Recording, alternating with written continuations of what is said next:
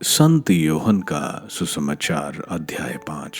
यरूशलेम में एक रोगी को स्वास्थ्य लाभ। इसके कुछ समय बाद ईसा यहूदिया के किसी पर्व के अवसर पर यरूशलेम गए। यरूशलेम में भेड़ फाटक के पास एक कुंड है जो इब्रानी भाषा में बेतसैदा कहलाता है। उसके 5 मंडप हैं। उनमें से बहुत से रोगी, अंधे, लंगड़े और अर्धांग रोगी पड़े हुए थे। वे पानी के लहरने की राह देख रहे थे, क्योंकि प्रभु का दूत समय पर कुंड में उतरकर पानी हिला देता था। पानी के लहराने के बाद जो सबसे पहले कुंड में उतरता था, चाहे वह किसी भी रोग से पीड़ित क्यों ना हो, अच्छा हो जाता था। वहां एक मनुष्य था जो 38 वर्षों से बीमार था। ईसा ने उसे पड़ा हुआ देखा और यह जानकर कि वह बहुत समय से इसी तरह पड़ा हुआ है, उससे कहा, क्या तुम अच्छा होना चाहते हो? रोगी ने उत्तर दिया, महोदय, मेरा कोई नहीं है जो पानी के लहराते ही मुझे कुंड में उतार दे। मेरे पहुंचने से पहले ही उसमें कोई और उतर पड़ता है। ईसा ने उससे कहा, उठकर खड़े हो जाओ, अपनी चारपाई उठाओ और चलो। उसी क्षण वह मनुष्य अच्छा हो गया और अपनी चारपाई उठाकर चलने फिरने लगा। वह विश्राम का दिन था, इसलिए यहूदिया ने उससे, जो अच्छा हो गया था, कहा, आज विश्राम का दिन है, चारपाई उठाना तुम्हारे लिए उचित नहीं है। उसने उत्तर दिया, जिसने मुझे अच्छा किया उसी ने मुझसे कहा, अपनी चारपाई उठाओ और चलो। उन्होंने उससे पूछा, कौन है वह जिसने तुमसे कहा, अपनी चारपाई उठाओ और चलो? चंगा किया हुआ मनुष्य नहीं जानता था कि वह कौन है, क्योंकि उस जगह बहुत भीड़ थी और ईसा वहां से निकल गए थे। बाद में मंदिर में मिलने पर ईसा ने उससे कहा, देखो, तुम चंगे हो गए हो, फिर पाप नहीं करो, कहीं ऐसा ना हो कि तुम पर और भी भारी संकट आ पड़े। उस मनुष्य ने जाकर यहूदियों को बताया कि जिन्होंने मुझे चंगा किया है वह ईसा है। यहूदी ईसा को इसलिए सताते थे कि वे विश्राम के दिन ऐसे काम किया करते थे। ईसा ने उन्हें यह उत्तर दिया, मेरा पिता अब तक काम कर रहा है और मैं भी काम कर रहा हूँ। अब यहूदियों का उन्हें मार डालने का निश्चय और भी दृढ़ हो गया, क्योंकि वे न केवल विश्राम दिवस का नियम तोड़ते थे, बल्कि ईश्वर को अपना निजी पिता कहकर ईश्वर के बराबर होने का दावा करते थे। मसीह का अधिकार।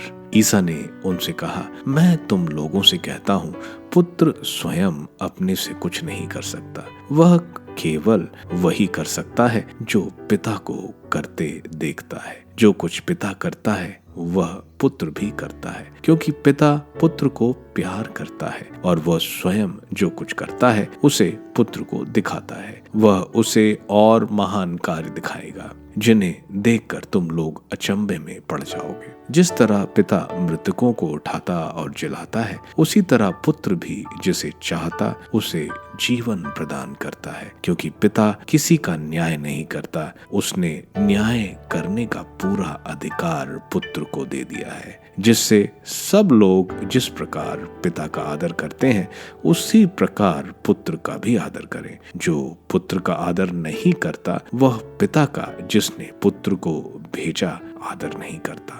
मैं तुम लोगों से यह कहता हूँ, जो मेरी शिक्षा सुनता और जिसने मुझे भेजा उसमें विश्वास करता है, उसे अनंत जीवन प्राप्त है। वह दोषी नहीं ठहराया जाएगा, वह तो मृत्यु को पार कर जीवन में प्रवेश कर चुका है। मैं तुम लोगों से यह कहता हूँ, वह समय आ रहा है, आ ही गया है, जब मृतक ईश्वर के पुत्र की वाणी सुनेंगे और जो सुनेंगे उन्हें जीवन प्राप्त होगा।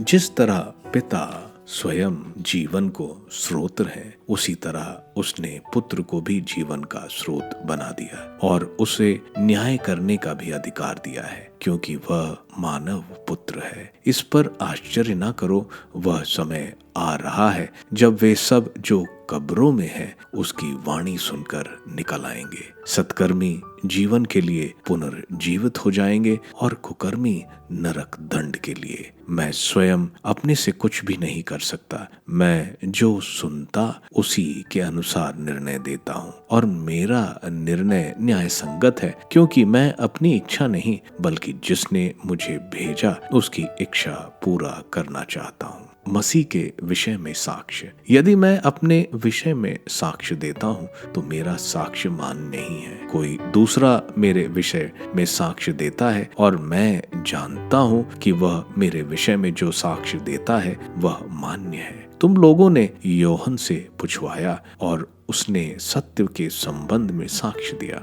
मुझे किसी मनुष्य के साक्ष्य की आवश्यकता नहीं। मैं यह इसलिए कहता हूँ कि तुम लोग मुक्ति पा सको। योहन एक जलता और चमकता हुआ दीपक था। उसकी ज्योति में थोड़ी देर तक आनंद मनाना तुम लोगों को अच्छा लगा, परंतु मुझे जो साक्ष्य प्राप्त है वह योहन के साक्ष्य से भी महान है। पिता ने जो कार्य मुझे पूरा करने को सौंपे हैं, जो कार्य मैं करता हूँ, वही मेरे विषय में साक्ष्य देते हैं कि मुझे पिता ने भेजा है। पिता ने भी जिसने मुझे भेजा मेरे विषय में साक्ष्य दिया है। तुम लोगों ने ना तो कभी उसकी वाणी सुनी और ना उसका रूप ही देखा है। उसकी शिक्षा तुम लोगों के हृदय में घर नहीं कर सकी, क्योंकि तुम उसमें विश्वास नहीं करते जिसे उसने भेजा।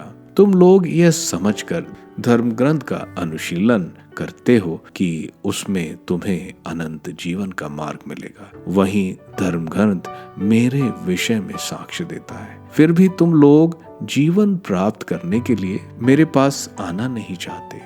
मैं मनुष्यों की ओर से सम्मान नहीं चाहता। मैं तुम लोगों के विषय में जानता हूँ कि तुम ईश्वर से प्रेम नहीं करते। मैं अपने पिता के नाम पर आया हूँ, फिर भी तुम लोग मुझे स्वीकार नहीं करते। यदि कोई अपने ही नाम पर आए तो तुम लोग उसको स्वीकार करोगे। तुम लोग एक दूसरे से सम्मान चाहते हो और वह सम्मान नहीं चाहते जो एकमात्र ईश्वर की ओर से आता है। तो तुम लोग कैसे विश्वास कर सकते हो? यह ना समझो कि मैं पिता के सामने तुम लोगों पर अभियोग लगाऊंगा। तुम पर अभियोग लगाने वाले तो मूसा हैं, जिन पर तुम भरोसा रखते हो। यदि तुम लोग मूसा पर विश्वास करते तो मुझ पर भी विश्वास करते, क्योंकि उन्होंने मेरे विषय में लिखा है। यदि तुम लोग उनके लेखों पर विश्वास नहीं करते तो मेरी शिक्षा पर कैसे विश्वास करोगे?